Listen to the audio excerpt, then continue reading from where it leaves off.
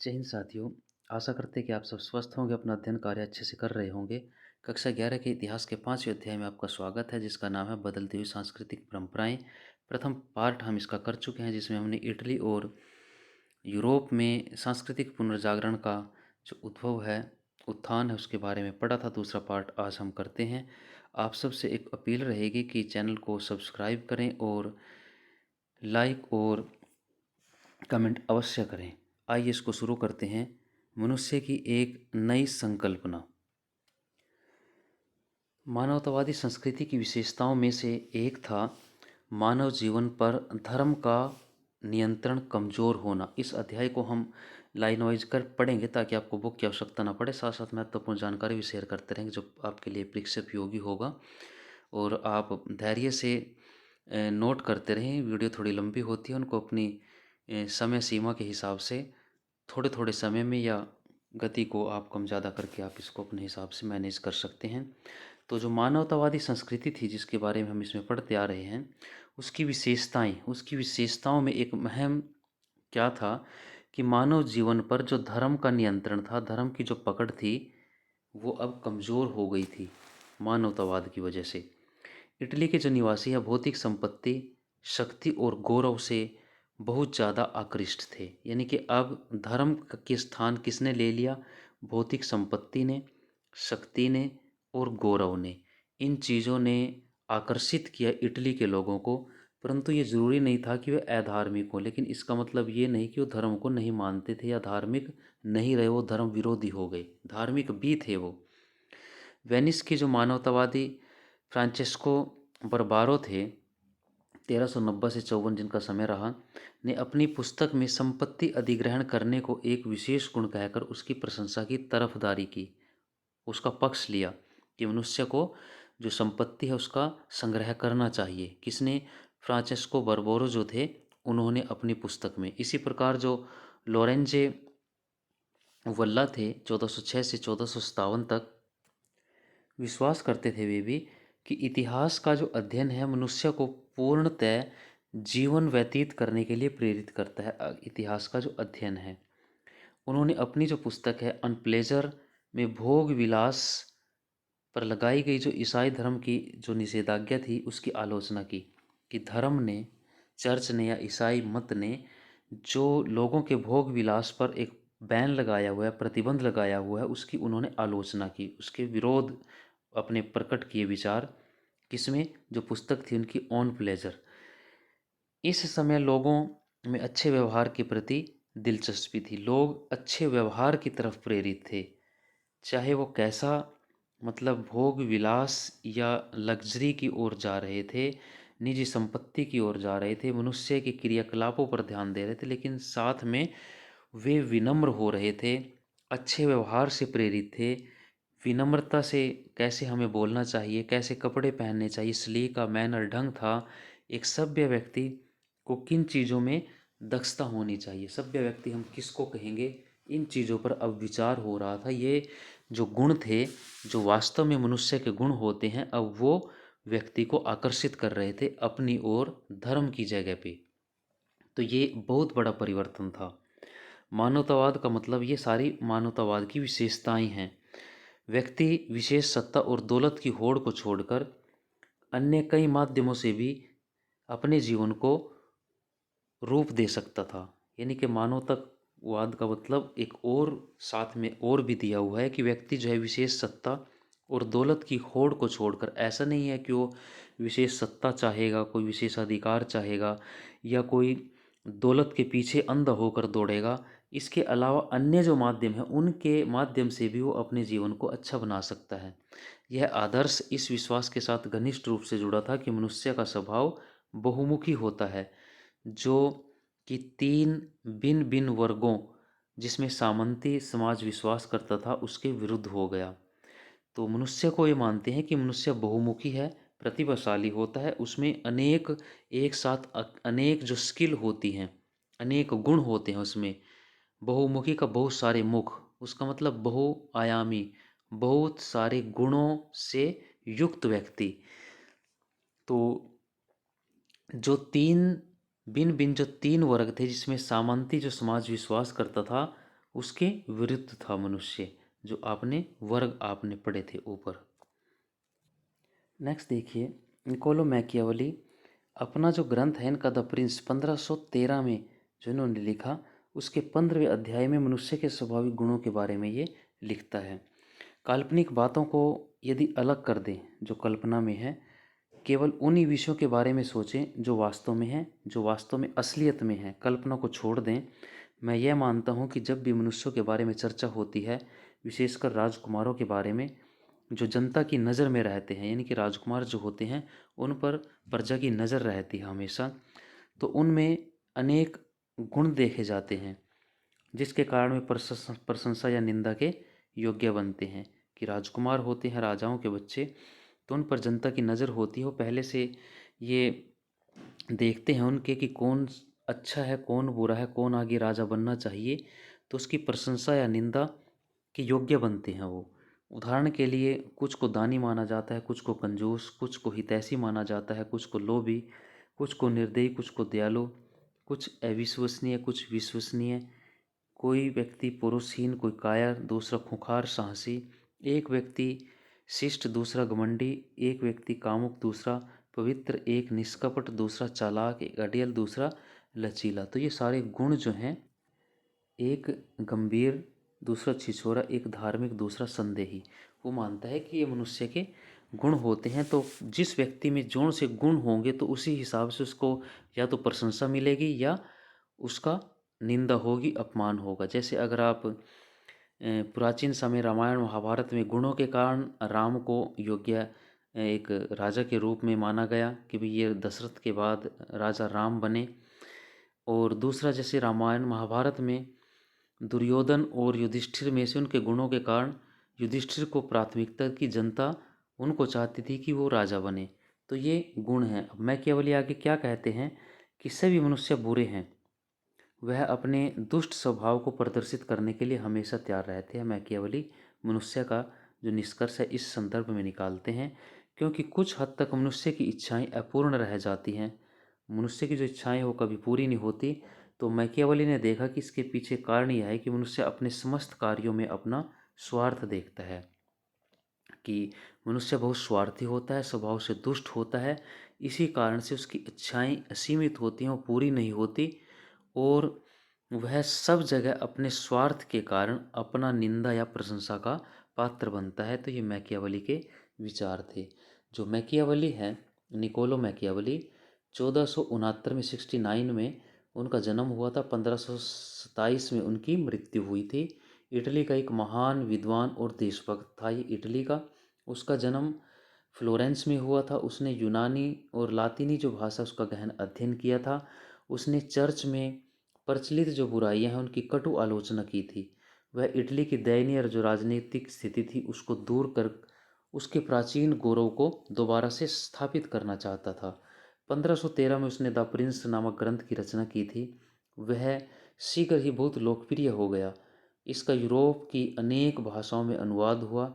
इसमें उसने उस समय इटली में जो प्रचलित राजनीतिक दशा है, राजाओं द्वारा प्रशासन में अपनाए जाने वाले नियमों का विस्तार से वर्णन किया, यानी कि राजा के जो नियम है, कायदे प्रजा के प्रति, वो सारे उसने इसमें शामिल किए। इस कारण इस ग्रंथ को राजाओं का बाइबिल भी कहा गया है। इसको नोट करना, राजाओं का बाइबिल द प्रिंस को कहा गया है, जिसके लेखक मैकियावली थे। यह ग्रंथ आने वाले शासकों के लिए एक प्रेरणा का स्रोत बन गया था। तो मैकियावली को जो एक चाणक्य कहा गया, जैसे चाणक्य भारत में उनकी जो अर्थशास्त्र है, जो उस जैसे उन्होंने वर्णन किया राजकाज, नियम, प्रजा, प्रशासन चलाने के तरीके, तो मैकियावली ने भी उसी प्रकार वर्णन किया। तो इनको दूसरा चाणक्य भी कहा गया है यूरोप का। महिलाओं की जो आकांक्षाएं हैं उनको देखिए। व्यक्तिगता जो है, इंडिविजुअलिटी, नागरिकता के नए विचारों से महिलाओं को दूर रखा गया। जो मानवतावाद के एक नया प्रचार आ रहा था, व्यक्ति का पुरुष पर मतलब एक उनके अधिकारों पर, नागरिकता पर जो जोर दिया गया, वहाँ इन नए जो विचार थे इनमें महिलाओं को दूर रखा गया, नागरिकता के विषय में, व्यक्तिगता के विषय में। सार्वजनिक जीवन में भी अभिजात और संपन्न वर्ग जो थे, उनमें पुरुषों का प्रभुत्व था, यानी कि पुरुषों की प्रधानता थी। घर परिवार के मामलों में भी यही वही निर्णय लेते थे, पुरुष ही। उस समय लोग अपने लड़कों को ही केवल शिक्षा देते थे, लड़कियों को शिक्षा नहीं देते थे, जिससे उनके बाद वे खानदानी पेशे या जीवन की जिम्मेदारियों को उठा सके, परिवार की जिम्मेदारी उठा सकें। कभी कभी वे अपने छोटे बच्चे जो होते थे, लड़के होते थे, उनको धार्मिक कार्य के लिए चर्च को भी सौंप देते थे। ऐसे भी उदाहरण मिलते हैं। यद्यपि विवाह में प्राप्त जो महिलाओं के जो दहेज हैं, उसको वे पारिवारिक जो कारोबार में लगा देते थे। जो शादी के बाद महिलाओं को जो दहेज मिलता था, वो परिवार की संपत्ति हो जाती थी और परिवार जो है उसको कारोबार में लगा देता था। तथापि महिलाओं को यह अधिकार नहीं था कि वे अपने पति के कारोबार को चलाने में कोई राय दे। पुरुष जो कर रहा है वो कर रहा है, उसके कारोबार में कामकाज में दखल देने का महिलाओं को अधिकार नहीं था। प्राय कारोबारी मैत्री को सुदृढ़ करने के लिए दो परिवारों में आपस में विवाह संबंध बना लेते थे। जो बिजनेसमैन थे, व्यापारी थे, कारोबार करने वाले लोग थे एक जैसा, तो वे अपने जो मित्रता है उसको मजबूत करने के लिए आपस में ब्याह शादी का जो बंधन है उसको आगे बढ़ा लेते थे। अगर पर्याप्त दहेज का प्रबंध नहीं होता था, कोई लड़की है उसके लिए दहेज का प्रबंध नहीं हुआ, तो लड़कियों को, जो शादीशुदा लड़कियां थीं, उनको ईसाई मठों में भिक्षुणी नन का जीवन जीने के लिए भेज दिया जाता था। यानी कि जिनकी जो शादी है किसी कारण से दहेज की कमी के कारण कोई खटाई में पड़ गई, उसमें कोई बाधा आ गई, तो उनको भिक्षुणी या नन बना दिया जाता था। आमतौर पर जीवन में महिलाओं की भागीदारी बहुत सीमित थी। उन्हें घर को चलाने वाले के रूप में देखा जाता था, घर का कामकाज करने के लिए। व्यापारी जो परिवार थे उनमें महिलाओं की स्थिति थोड़ी ठीक थी, वहाँ कुछ अधिकार थे उनको। महिला दुकानदारों की जो स्त्रियां थीं उनको दुकान चलाने में सहायता करती थी। व्यापारी या साहूकार परिवारों की जो पत्नियां थीं वो परिवार के कारोबार को उस स्थिति में संभालती थी जब उनके पति लंबे समय के लिए दूरदराज के इलाकों में व्यापार के लिए, कार्य के लिए चले जाते थे। जो अभिजात्य संपन्न परिवार, उनके विपरीत व्यापारी परिवारों में यदि व्यापारी की कम आयु में मृत्यु हो जाती थी तो उसकी पत्नी सार्वजनिक जीवन में बड़ी भूमिका निभाने के लिए बाध्य होती थी, उसको ऐसी जिम्मेदारी उठानी पड़ती थी व्यापारिक परिवारों में। जबकि अभिजात्य जो अन्य जो व्यापारिक के अलावा अन्य जो अमीर लोग थे वहाँ उनके पास ऐसे अधिकार नहीं थे। सिर्फ व्यापारिक जो परिवार थे उन्हीं में इस प्रकार के अधिकार थे। पर उस काल की कुछ महिलाएं बौद्धिक क्षेत्र में बड़ी रचनात्मक और मानवतावादी शिक्षा की भूमिका के बारे में संवेदनशील भी थी। वेनिस निवासी कसांद्रा फेदेल 1465 से 1558 जिनका समय रहा, उन्होंने लिखा कि यद्यपि महिलाओं को न तो पुरस्कार शिक्षा पुरस्कार देती है और न ही किसी सम्मान का आश्वासन। महिलाओं को शिक्षा से ना तो कोई ऐसा पुरस्कार मिलता है और ना ही कोई ऐसा सम्मान मिलता है, तो फिर भी प्रत्येक महिला को सभी प्रकार की शिक्षा प्राप्त करने की इच्छा रखनी चाहिए और उसे ग्रहण भी करना चाहिए। ये मानवतावादी जो महिला थी वेनिस की कसांद्रा फेदेल कहती है कि भाई चाहे उससे कुछ मिले ना मिले फिर भी महिलाओं को इच्छा रखनी चाहिए एजुकेशन की और उसको ग्रहण भी करना चाहिए। उस समय की सबसे बड़ी जो उस समय की जो महिलाएं थी थोड़ी बहुत, उनमें ये महिला बहुत विशेष महत्वपूर्ण स्थान रखती थी। उसने तत्कालीन इस विचारधारा को चुनौती दी कि मानवतावादी जो विद्वान के गुण है एक महिला के पास नहीं हो सकते। उस समय ऐसा विचार था कि भाई जो मानवतावादी गुण है, मानवतावादी विद्वान होने के गुण है, वो महिलाओं में नहीं होते। इसका उन्होंने विरोध किया, उसको चुनौती दी। फेदले का नाम यूनानी और लातिन जो भाषा के विद्वान हैं उनके रूप में विख्यात है। उन्हें पादुआ विश्वविद्यालय में भाषण देने के लिए भी आमंत्रित किया गया था, तो ये एक महान हस्ती थी।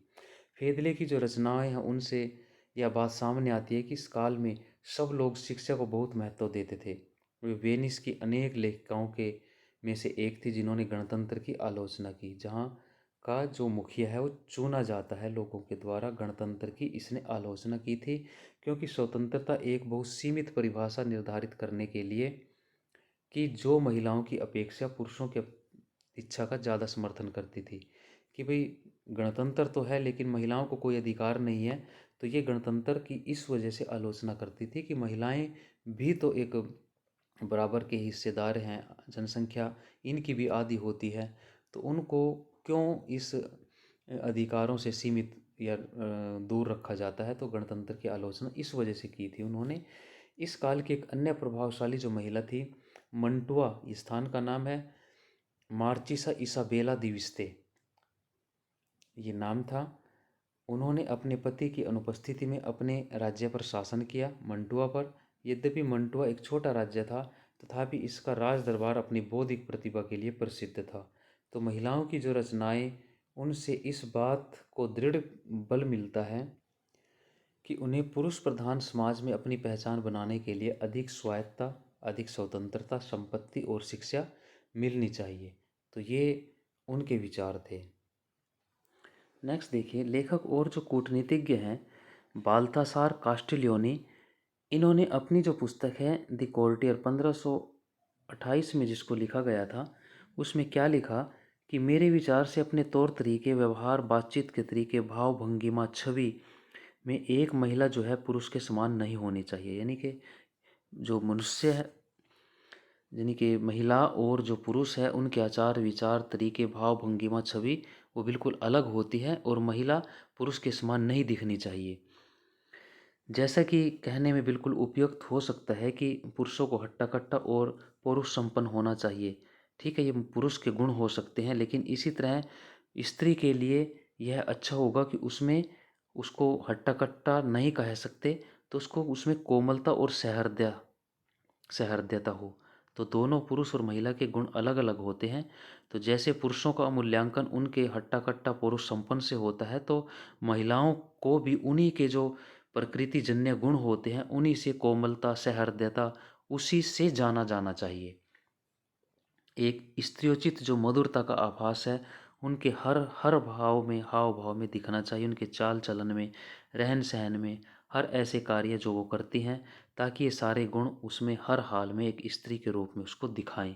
ऐसा होना चाहिए, न कि किसी पुरुष के समान वो दिखनी चाहिए। यदि उन महानुभावों द्वारा दरबारियों को सिखाए गए नियमों में इन नीति वचनों को जोड़ दिया जाए, तो महिलाएं इनमें से अनेक को अपनाकर खुद को बेहतरीन गुणों से सुसज्जित कर सकती हैं। मेरा मानना है कि मस्तिष्क के कुछ ऐसे गुण हैं जो महिलाओं के लिए उतने ही आवश्यक हैं जितने पुरुषों के लिए, जैसे अच्छे कुल का होना, दिखावे का परित्याग करना, सहज स्वभाव से शालीन होना, आचारवान, आचरणवान, चतुर, बुद्धिमान, गर्वी, ईर्ष्यालु, कटु, उदंड न होना, जिससे महिलाएं उन क्रीड़ाओं, शिष्टता और मनोहरता के साथ संपन्न कर सकें जो उसके लिए उपयुक्त हैं। तो ये जो दिया हुआ है, ये कहा कि जो मनुष्य जो जैसे मनुष्य का मूल्यांकन उसके नेचुरल गुणों से होता है, तो उसी प्रकार जो महिला है उसके भी जो प्रकृति जन्य गुण हैं, महिला होने के जो गुण हैं, उन्हीं से उसकी पहचान होनी चाहिए। जो दरबारी होते हैं, जो अधिकारी होते हैं, यदि उनको इस प्रकार की शिक्षा दी जाए कि पुरुष और महिला के गुण अलग अलग हैं, उन्हीं में से अलग अलग गुणों को महत्व दिया जाए, महिलाओं के को उनके गुणों के आधार पर महत्व दिया जाए, तो उससे जो महिलाएं हैं वे और भी बेहतरीन जो गुण हैं उनसे अपने आप को सुसज्जित करेंगी, और ये प्रकृति के और मनुष्यता के हित में होगा। ऐसा यहाँ कहा गया इस लेखक और कूटनीतिक जो बाल्थासार है उनके द्वारा। ईसाई धर्म के अंतर्गत वाद विवाद, व्यापार और सरकार, सैनिक विजय, कूटनीतिक जो संपर्क है, उनके कारण इटली के नगर और राज दरबारों के दूर दूर के जो देश है उनसे संपर्क स्थापित हुए। नई संस्कृति की जो शिक्षित और समृद्धशाली जो लोग हैं उनके द्वारा प्रशंसा ही नहीं की गई वरन उनको अपनाया भी गया। सभी लोगों ने नए विचारों को अपनाया, परंतु इन नए विचारों में से कुछ ही आदमी तक पहुंच सके, क्योंकि वे साक्षर नहीं थे। क्योंकि ज़्यादातर जो लोग हैं वो साक्षर नहीं थे, तो सभी तक ये जो विचार हैं नए नहीं पहुंच पाए। 15वीं और 16वीं शताब्दी में परिस्थितियाँ बदली। यूरोप के जो विश्वविद्यालय हैं उनके अनेक जो विद्वान थे मानवतावादी विचारों की ओर आकर्षित हुए। अपने इतालवी जो सहकर्मी, इतालवी जो इटली को कहा गया सहकर्मी हैं, साथ काम करने वाले उनकी तरह, उन्होंने भी यूनान और रोमन के जो क्लासिक प्राचीन जो ग्रंथ हैं और ईसाई के जो धर्म ग्रंथ हैं उन पर अधिक ध्यान दिया। पर इटली के विपरीत, जहाँ पेशेवर विद्वान मानवतावादी आंदोलन पर हावी रहे। पेशेवर जो विद्वान है, जो यही मतलब एक विद्वता का उनका कार्य था, तो मानवता आंदोलन पर वो हावी रहे, उन्हीं का प्रभाव रहा। तो उत्तरी यूरोप में मानवतावाद ने ईसाई चर्च के अनेक सदस्यों को आकर्षित किया, लेकिन यूरोप के जो अन्य भाग थे वहाँ मानवतावाद ने जो ईसाई चर्च थे उनके भी जो पादरी थे, लोग थे जुड़े, उनको भी अपनी ओर आकर्षित किया। तो ये नववाद, नव जो विचार थे वो इस प्रकार आगे बढ़ रहे थे। उन्होंने ईसाइयों को अपने जो पुराने धर्म ग्रंथ थे उनमें बताए गए तरीकों से धर्म का पालन करने का आह्वान किया। साथ ही उन्होंने अनावश्यक जो कर्म कांड थे जो पहले प्रभावी थे उनको त्यागने की भी बात कही। उनकी यह कहकर निंदा की कि उन्हें एक सरल धर्म में बाद में जोड़ा गया है।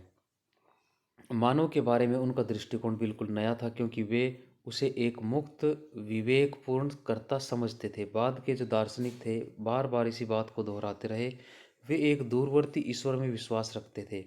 यानी कि वो बदले जो चर्च या ईसाइयत से जुड़े हुए लोग थे उन्होंने भी अब अपने आप में एक परिवर्तन लाने का प्रयास किया, मानवतावाद के जो विचार थे उनको धारण करने का प्रयास किया। दूरी धर्म से उन्होंने नहीं अपनाई, लेकिन जो ईश्वर जो पहले वो एक चर्च में पोप में नज़दीक बहुत अपने मानते थे उसको अब दूरवर्ती स्थान दे दिया गया था। अब वे मानते थे कि उसने मनुष्य बनाया है भगवान ने, लेकिन उसे अपना जीवन मुक्त रूप से चलाने की पूरी आज़ादी भी दी है। अब ये परिवर्तन, एक अहम परिवर्तन आया था कि भगवान ने मनुष्य को तो बनाया लेकिन उसे अपना जीवन मुक्त रूप से आज़ादी के रूप में अच्छे रूप से चलाने की आज़ादी भी दी है। वे यह मानते थे कि मनुष्य को अपनी खुशी इसी विश्व में वर्तमान में ही ढूंढनी चाहिए।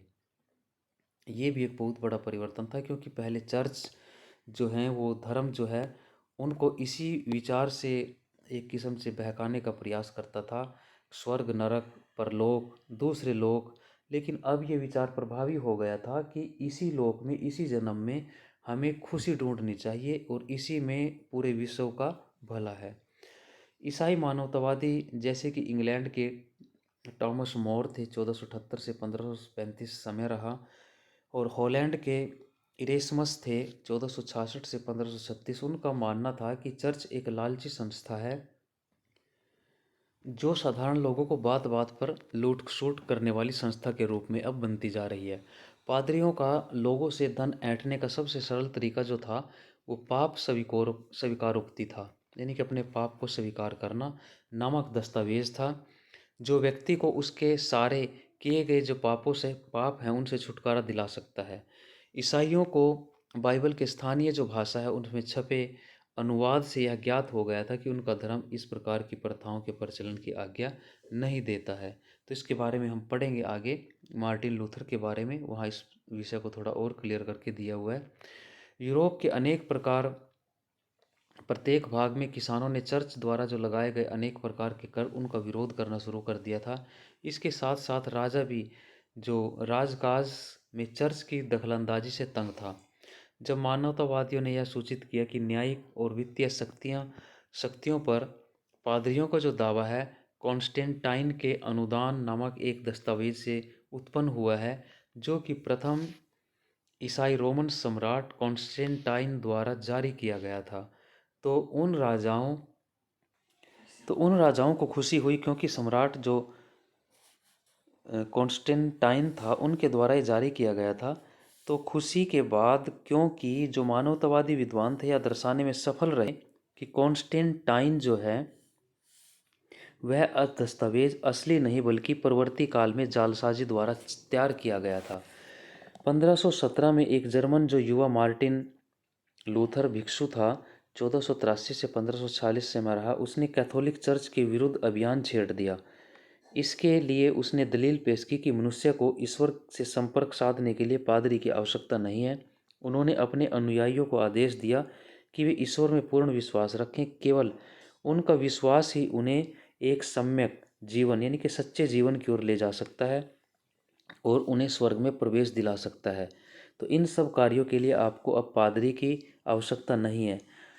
इस आंदोलन को प्रोटेस्टेंट सुधार आंदोलन के नाम से जाना गया, जिसके कारण जर्मनी और स्विट्जरलैंड के चर्च ने पोप और कैथोलिक चर्च से अपने संबंध समाप्त कर लिए थे। स्विट्जरलैंड में लूथर के विचारों को उर्लिक ज्विंगली ने, ये समय रहा उसका, और उसके बाद जो कैल्विन ने काफ़ी लोकप्रिय इन विचारों को बनाया। व्यापारियों से समर्थन मिलने के कारण जो सुधारक की लोकप्रियता शहरों में अधिक थी, जबकि ग्रामीण इलाकों में कैथोलिक चर्च का प्रभाव आज भी बना हुआ था। अन्य जो जर्मन सुधारक थे, जैसे एनाबेप्टिस्ट संप्रदाय के नेता, इनसे कहीं अधिक उग्र सुधारक थे। उन्होंने मोक्ष के विचार को हर तरह के सामाजिक उत्पीड़न के अंत होने के साथ जोड़ दिया। मोक्ष को उनका कहना था कि क्योंकि ईश्वर ने सभी इंसानों को एक जैसा बनाया है, इसलिए उनसे कर देने की अपेक्षा नहीं की जानी चाहिए। उन्हें अपना पादरी चुनने का अधिकार होना चाहिए। इसने सामंतवाद द्वारा उत्पीड़ित किसानों को आकर्षित किया। जो मोक्ष का विचार था, एनाबेप्टिस्ट जो संप्रदाय था, वो ज़्यादा उग्र विचारों का था। उसने किसानों के बारे में भी ऐसा कहा और सभी को एक समान बताया कि राजा को जो है टैक्स लेने का अधिकार नहीं है। जो सामंतवाद के द्वारा किसानों को उत्पीड़ित किया जा रहा था, उसका उन्होंने विरोध किया था। यहाँ देखिए, थोड़ा मार्टिन लूथर के बारे में थोड़ा जान लेते हैं। मार्टिन लूथर जो है, उन्होंने जर्मनी में धर्म सुधार आंदोलन में महत्वपूर्ण भूमिका निभाई थी। इनका जो जन्म है 10 नवंबर 1483 को जर्मनी के निर्धन किसान परिवार में हुआ था। प्रारंभ में जो लूथर थे वो पोप विरोधी नहीं था, परंतु 1517 में उन्होंने एक ऐसी घटना देखी जिससे वह पोप का विरोधी हो गया। लूथर ने देखा कि विटेनबर्ग के टेटजेल नामक एक जो पादरी हैं, वह लोगों को पोप स्वीकारोक्ति पत्र बेच रहा था, जो हमने ऊपर पढ़ा था। टेटजेल यह प्रचार कर रहा था कि कोई भी व्यक्ति जो इन पाप स्वीकारोक्ति पत्र को खरीद लेगा, वह अपने पापों से मुक्त हो जाएगा और सीधे स्वर्ग को पा लेगा। भोली भाली जनता के साथ इस प्रकार के किए जा रहे मजाक और शोषण के विरुद्ध मार्टिन लूथर ने आवाज़ उठाई थी कि आप स्वर्ग बेच रहे हैं, अपने पापों को आप पैसे के बदले चर्च के माध्यम से दूर करने का प्रयास कर रहे हैं, ऐसे लोगों को बहका रहे हैं। उसने विटेनबर्ग के जो चर्च के द्वार पर अपने 95 जो थीसिस हैं, प्रश्न जो हैं, लटका दिए। इन थीसिस में उसने चर्च के जो भ्रष्ट उपाय द्वारा धन इकट्ठा करने की कड़ी आलोचना की थी। उसने धर्मशास्त्रियों को इन थीसिस के बारे में बहस करने की चुनौती दी कि जो प्रश्न है मेरे, उनका आप चुनौती दें, उनका आप उत्तर दें। लेकिन पोप ने लूथर के विरोध को कोई महत्व नहीं दिया था। लूथर ने 1519 में लिपजिग में एक वाद विवाद में मनुष्य और ईश्वर के बीच पोप की जो मध्यस्थता है उसको निरर्थक साबित किया। यह मार्टिन लूथर की चर्च की जो निरंकुशता थी उसको खुली चुनौती दी। इसका लोगों के मन पर बहुत गहरा प्रभाव पड़ा और वे चर्च के विरोधी हो गए।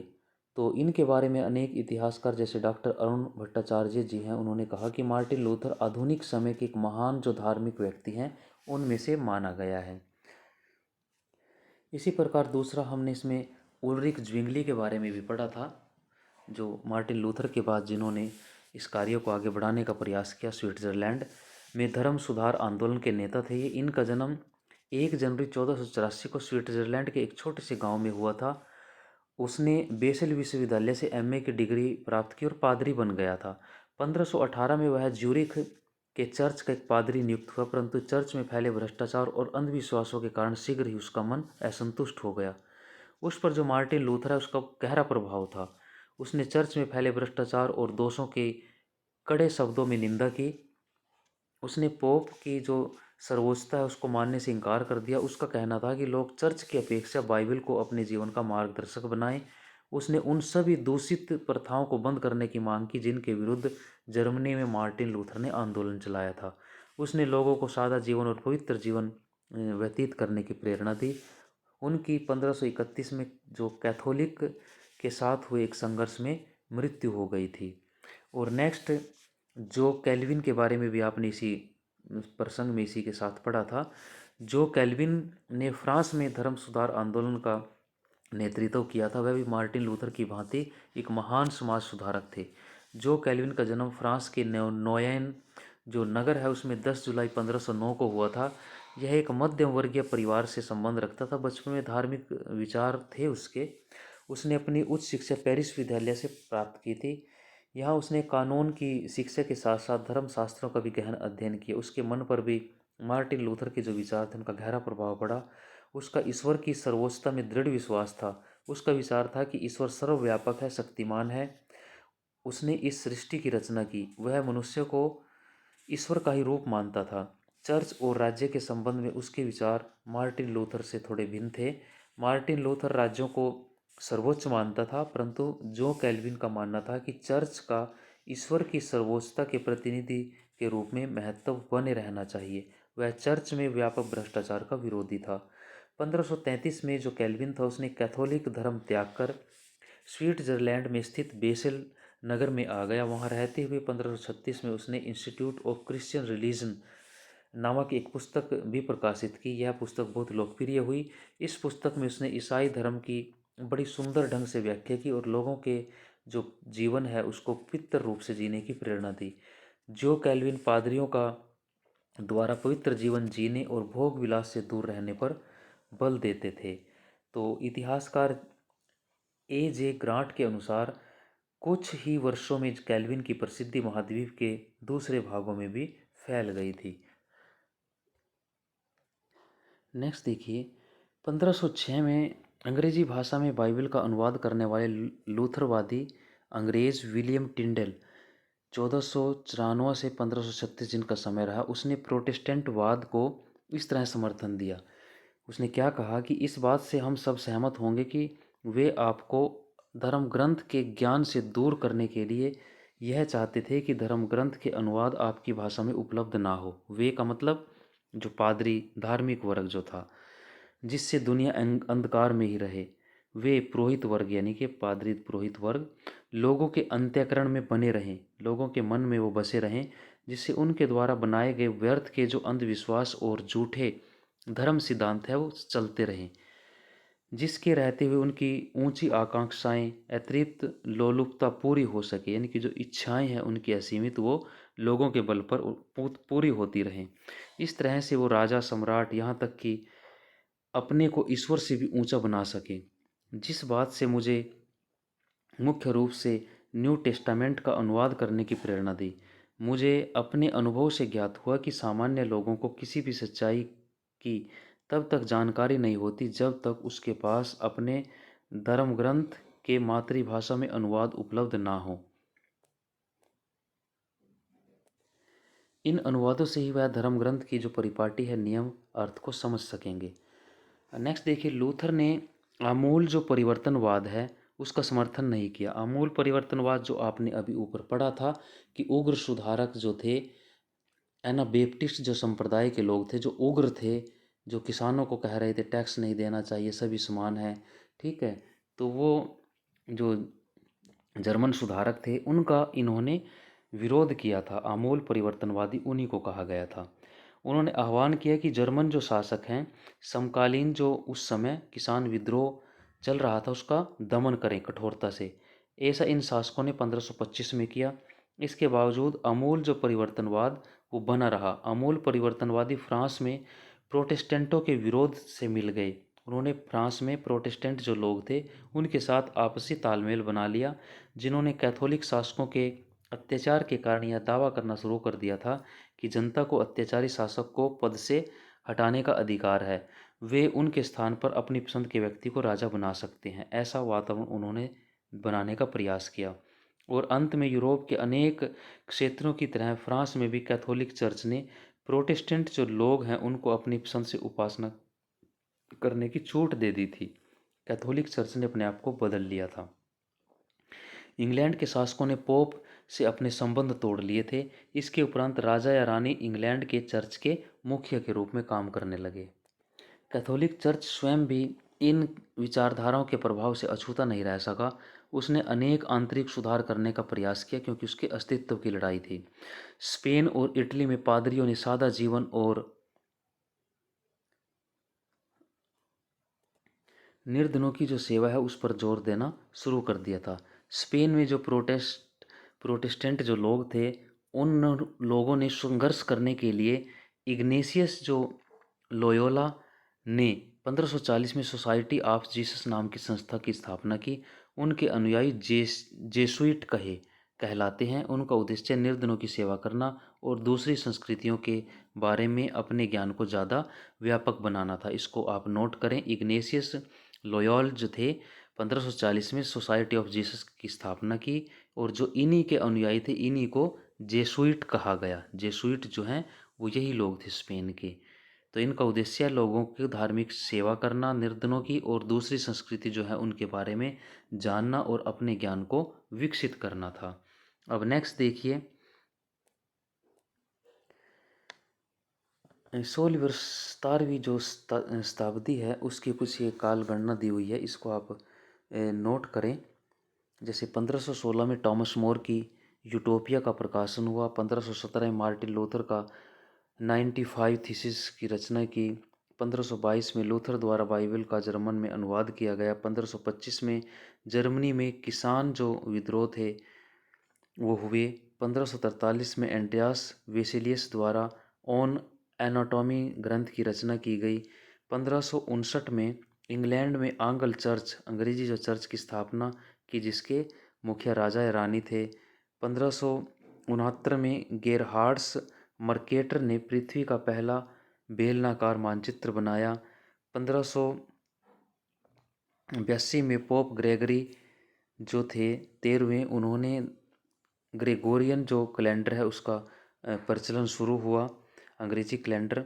28 में विलियम हार्वे ने हृदय की जो रुधिर परिसंचरण है, ब्लड सर्कुलेशन, उससे जोड़ा। और 1673 में पेरिस में अकादमी ऑफ साइंसेज की स्थापना हुई। 1687 में आइजैक न्यूटन ने प्रिंसिपिया मैथमेटिका जो सिद्धांत है उसका प्रकाशन किया। तो आगे देखिए कि कोपरनिक्सीय क्रांति, जहाँ से एक वैज्ञानिक क्रांति के बारे में थोड़ा हम जानने का प्रयास करेंगे, क्या योगदान रहा इसका। कोपरनिक्सीय क्रांति देखिए कि ईसाइयों की धारणा थी कि मनुष्य पापी है। इस पर वैज्ञानिकों ने पूर्णतः एक अलग दृष्टिकोण से आपत्ति दर्ज की। यूरोपीय विज्ञान के क्षेत्र में एक युगांतकारी जो परिवर्तन है, यानी कि युग परिवर्तन बदलने वाली घटना थी। मार्टिन लूथर के समकालीन जो थे कोपरनिक्स, उन्हीं के समय के 1473 से 1543 के काम से एक परिवर्तन आया। ईसाइयों का विश्वास था कि पृथ्वी पापों से भरी हुई है और पापों की अधिकता के कारण वह स्थिर है। पृथ्वी ब्रह्मांड के बीच में स्थिर है और उसके चारों ओर खगोलीय जो ग्रह हैं, जो आकाशीय पिंड हैं, वो घूम रहे हैं। ऐसा जो ईसाई लोग थे वो मानते थे। अब कोपरनिक्स ने घोषणा की कि पृथ्वी समेत सारे जो ग्रह हैं सूर्य के चारों ओर घूमते हैं, परिक्रमा करते हैं। जो पहले के धार्मिक विचार थे उनसे पूरी तरह से एक अलग विचार था। कोपरनिक्स एक निष्ठावान ईसाई थे। वह इस बात से भयभीत थे कि उनकी इस नई खोज से जो परंपरावादी ईसाई जो धर्माधिकारी हैं उनमें एक कठोर प्रतिक्रिया उनकी तरफ से आएगी। यही कारण है कि वह अपनी जो पांडुलिपि है, हाथ से लिखा हुआ जो ग्रंथ है, दी रिवोल्यूनिबस रिवोल्यूनिबस यानी कि जिसको परिभ्रमण बोलते हैं, को प्रकाशित उन्होंने नहीं करवाना चाहते थे। परंतु जब वह अपनी मृत्युशैया पर पड़े थे तब उनकी यह जो पांडुलिपि थी उनके जो अनुयायी है जोसिम रेटिकस, उनको सौंप दी गई। उनके यहाँ कोपरनिक्स का एक आत्मचित्र दिया हुआ है। अब नेक्स्ट देखिए,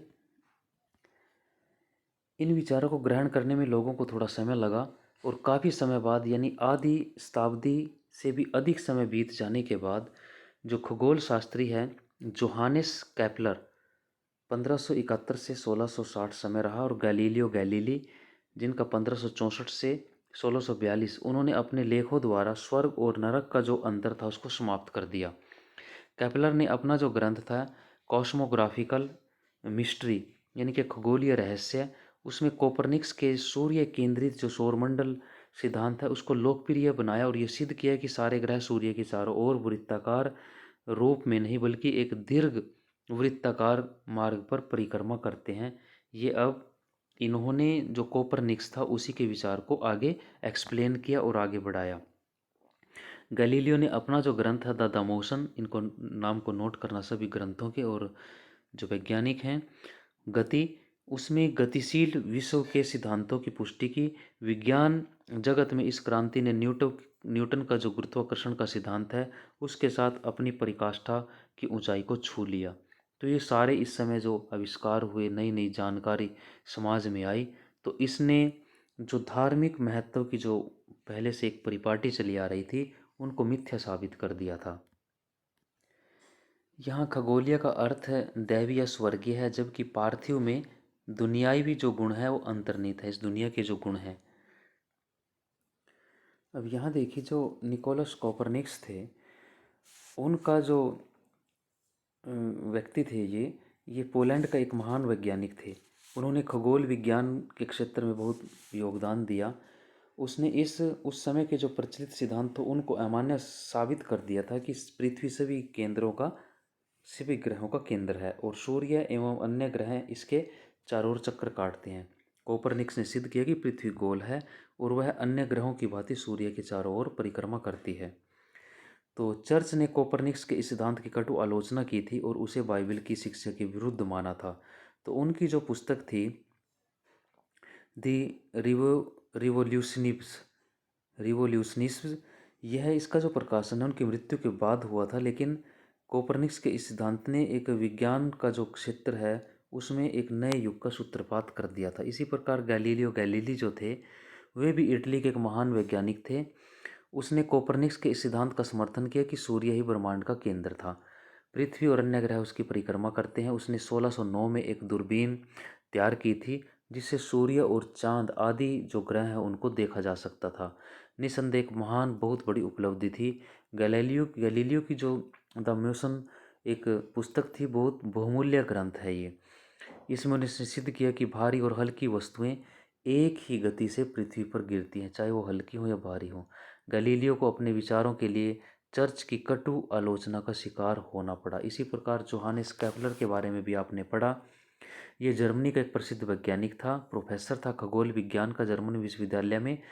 उसमें कॉस्मोग्राफिकल जो मिस्ट्री है उसकी रचना की थी और खगोलीय जो रहस्य उनके बारे में वर्णन किया था।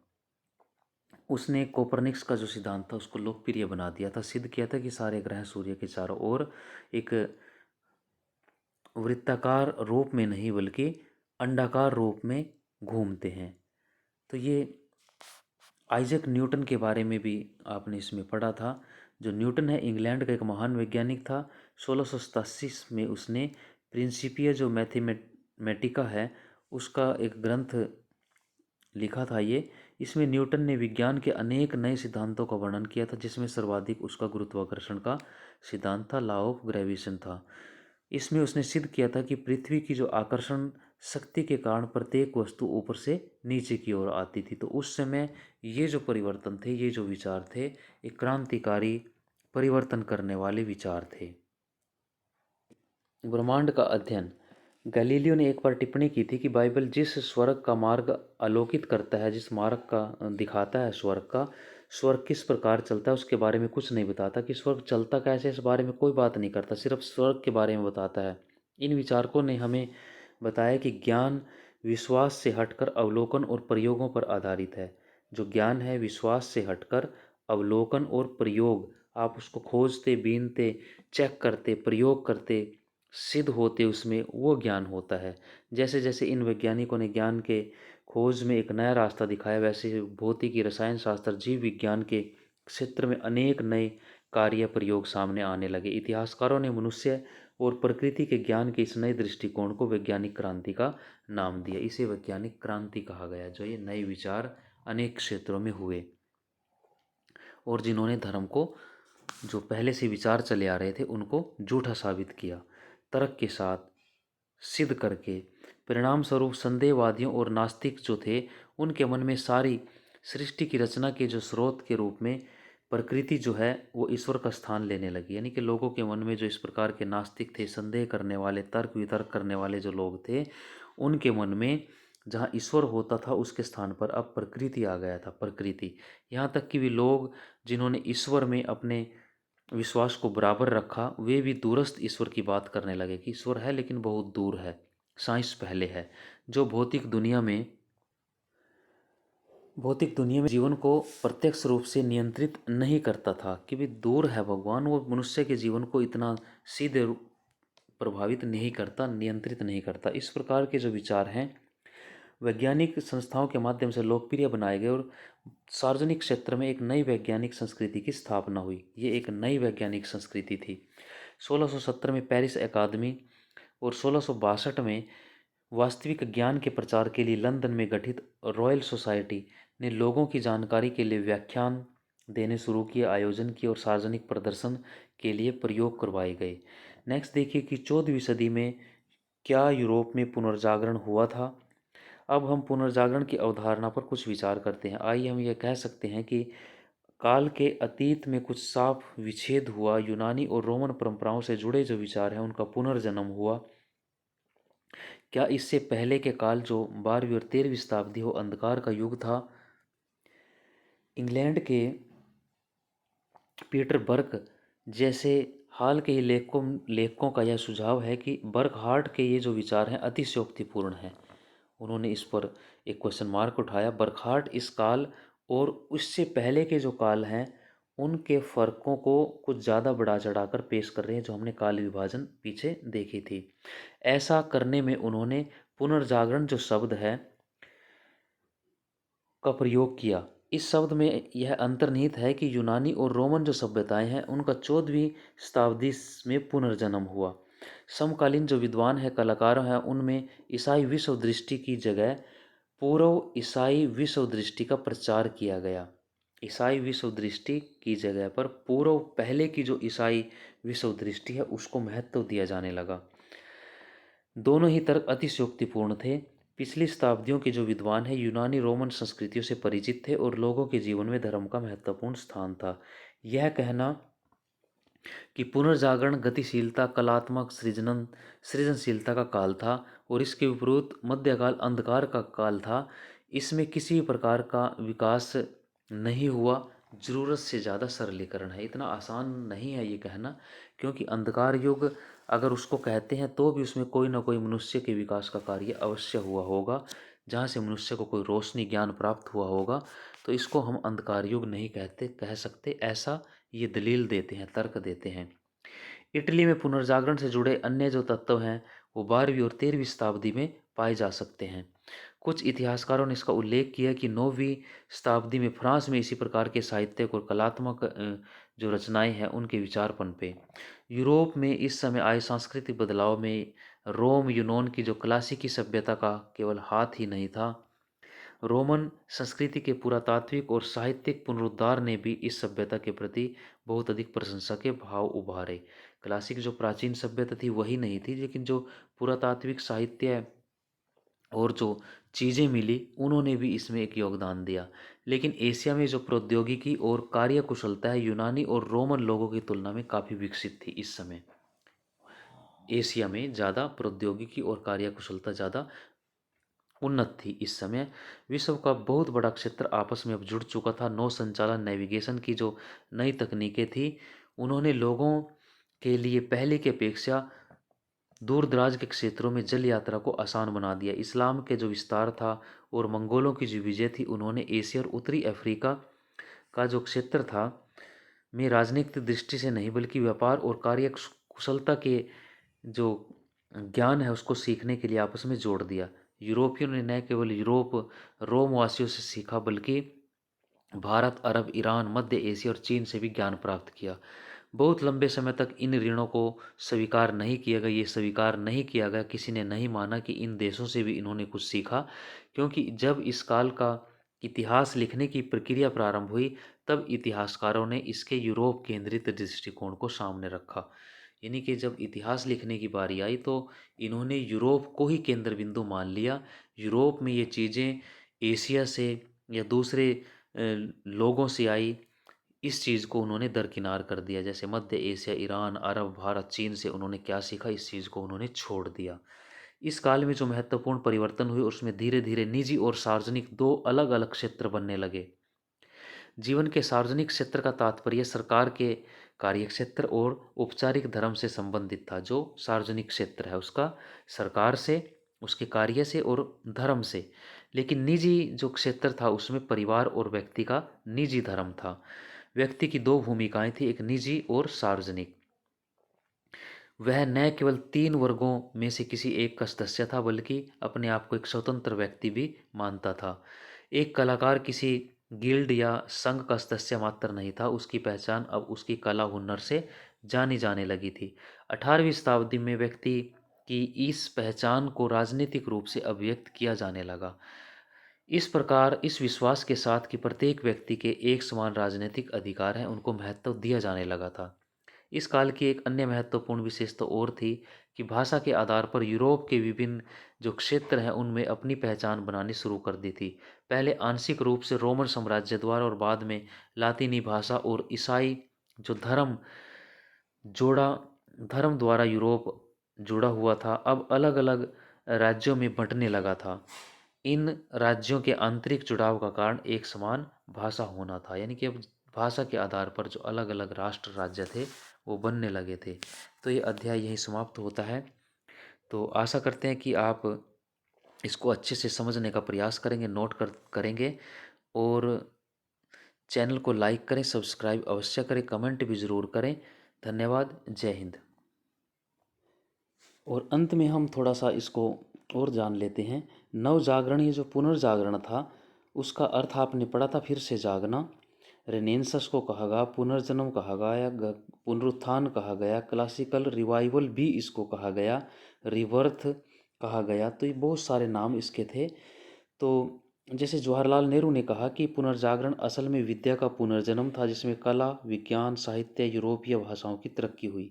अब इसके कुछ कारण देखिए, कारण क्या हो सकते हैं कि आर्थिक कारण थे कि इटली के नगरों में जो व्यापारिक गतिविधियां बढ़ने लगी। ठीक है, ये हमने आर्थिक कारणों में पढ़ा था। एक धर्म जो युद्ध थे उनका प्रभाव भी था, जो हमने इसमें कहीं ज़्यादा गहराई से कहीं नहीं पढ़ा। तो वो क्या थे कि जो पवित्र स्थल था जेरूसलम, इज़राइल और फिलिस्तीन के बीच आज भी जो एक संघर्ष का कारण बना हुआ है, इसको लेकर ईसाई और मुसलमानों में जो धर्म युद्ध हुए, जिनको धर्म युद्ध ही कहा गया है, तो 1096 से 1271 तक 8 युद्ध लड़े गए। इन युद्धों के माध्यम से जो यूरोप वासियाँ थी उनका संपर्क इन अन्य लोगों से हुआ, अनेक विचारों से हुआ, अनेक चीज़ों का सामना हुआ, तो जिससे नव जागरण की प्रक्रिया को और तेज़ किया। इन नए विचार और बढ़ते व्यापार ने पोप की जो सत्ता है उसको प्रभावित किया। जो लोग थे वो चर्च की जो अमोघता थी उससे विश्वास उठने लगा था। कुस्तुनतुनिया पर तुर्कों के अधिकार, भौगोलिक खोजें बहुत सारी हुई जो हमने अभी पढ़ी, चाहे कोलंबस, वास्को डी गामा, इनसे दूसरे देशों के साथ संपर्क हुआ। और कागज़ मुद्रण के बारे में जो परिवर्तन हुआ, नई जो एक शैली आई लेखन की, जैसे गुटेनबर्ग द्वारा 1453 में सर्वप्रथम उन्होंने टाइप मशीन बनाई थी। उसके बाद कैक्सटन जो है 1477 में उन्हें छापाखाना स्थापित किया। तो इस प्रकार इस पर ये बढ़ती चली गई। तो इसके प्रभाव से फिर धर्म सुधार आंदोलन के रूप में एक नए विचार सामने आने लगे। जैसे कारण क्या थे इसके धर्म सुधार आंदोलन की, कि जो रोमन कैथोलिक चर्च था उसमें बड़ा भ्रष्टाचार हो चुका था। धर्म की चीज़ों को छोड़कर ऐशो आराम और अन्य जो लग्जरी चीज़ें थी उनके रूप में लोगों को ठगा जाने लगा था। नव जागरण जो आया था उसका एक प्रभाव लोगों में अब दिख रहा था। शिक्षा का प्रचार प्रसार, मुद्रण, जो कला थी उसका विकास के कारण कैथोलिक चर्च के अंदर आंतरिक असंतोष भी अब उभर रहा था। और जो तात्कालिक कारण था, जो धर्म सुधार आंदोलन का तात्कालिक कारण था, वो था पाप मोचन पत्रों की बिक्री। जो आपने अभी पढ़ा था कि मार्टिन लूथर ने जो पाप मोचन जो पत्र थे उनका विरोध किया था, और उन्होंने जो बिक्री है इन पत्रों की तो उसको चुनौती दी थी। और उसने ब्रिटेन जो वर्ग है उसके चर्च पर 95 जो प्रश्न थे, थीसिस थे, उनकी सूची लगा दी थी। लूथर ने लिखा था कि सच्चे मन से जिस ईसाई ने पश्चाताप किया है उसे ईश्वर से क्षमा मिल गई, उसे क्षमा पत्र की आवश्यकता नहीं है। तो इस प्रकार जी मार्टिन लूथर का एक प्रभाव रहा। तो ये धर्म सुधार आंदोलन शुरू हुआ। इसके बाद धर्म सुधार आंदोलन का परिणाम क्या हुआ कि ईसाई मत का विभाजन हो गया था। दो भागों में अब ये बढ़ चुका था। पूर्वी यूरोप, जिसमें यूनान, बाल्कान क्षेत्र, रूस में रूढ़िवादी जो यूनानी चर्च था, और शेष यूरोप में रोमन कैथोलिक चर्च था। अब जो धर्म सुधार आंदोलन था, उसके बाद जो है यूरोप में धार्मिक विविधता का प्रसार हुआ। सुधारवादी प्रोटेस्टेंट मत के भी अनेक रूप सामने आए, जैसे लूथरवादी थे, काल्विनवादी थे, एल्गिनकनवाद था। तो जैसे जैसे जिस जिससे वो प्रभावित थे, उसी के रूप में नए एक विचार को सामने रखा गया। धार्मिक संघर्ष भी बढ़ गए थे। कैथोलिक और जो प्रोटेस्टेंट थे, उनके मध्य में शत्रुता उत्पन्न हो गई थी, और एक दूसरे के खिलाफ वो टकराव बढ़ता गया, संघर्ष में बदल गया। इसके अलावा चर्च पर जो राजसत्ता का हावी होना है, सामंतों का प्रभाव फिर बढ़ने लगा। किसानों पर भी दुष्प्रभाव इस आंदोलन के पड़े, क्योंकि मार्टिन की शिक्षाओं से किसानों में चेतना आ गई थी। उन्होंने सामंत और कुलीनों के खिलाफ हथियार भी उठा लिए थे। तो इस प्रकार, परंतु किसान आंदोलनों को सख्ती से दबा दिया गया। यहाँ तक कि मार्टिन लूथर ने भी, जो किसान हैं, उनके विद्रोह को ताकत से दबा देने की बात कही थी। तो ये सारे जो परिवर्तन थे, वो इस अध्याय में हमने अच्छे से जानने का प्रयास किया। फिर भी कोई प्रश्न, जिज्ञासा, तो आपको कैसी ये वीडियो लगी, ये कमेंट करके अवश्य बताएं। Thank you.